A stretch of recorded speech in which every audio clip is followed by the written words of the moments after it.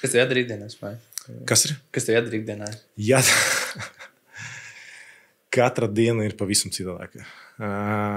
Es runāju, jā, vakardien es vēl biju, vakarā man bija 5:12, man bija vilciens no Dortmundas līdz Frankfurtai no rīta, jo 9 man bija līdmašīna uz Rīgu.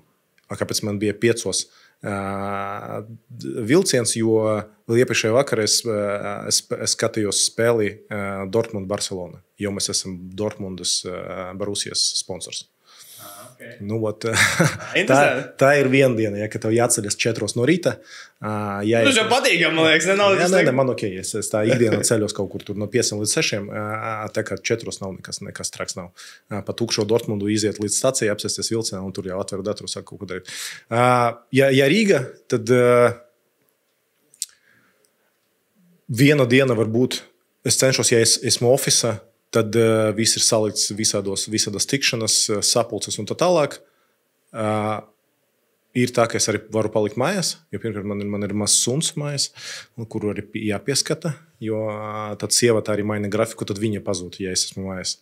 Ne, tā ir, vai ne? Viņš jau zina, tagad šīl ir. Nē, es viņa pavos uzreiz, mums ir kaut kāds dienas sadalīts, kad man ir jābūt, un tad, ja esmu Latvijā, tad es palieku, ja es nesmu Latvijā, tad viņa jāpielāgojas.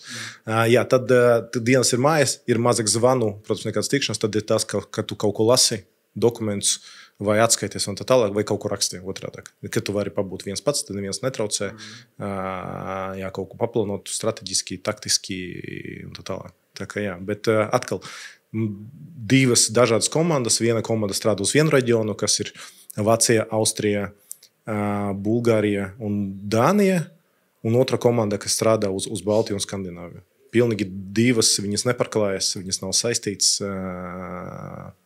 Tāpēc, rupji runājot, 2 darba vietas.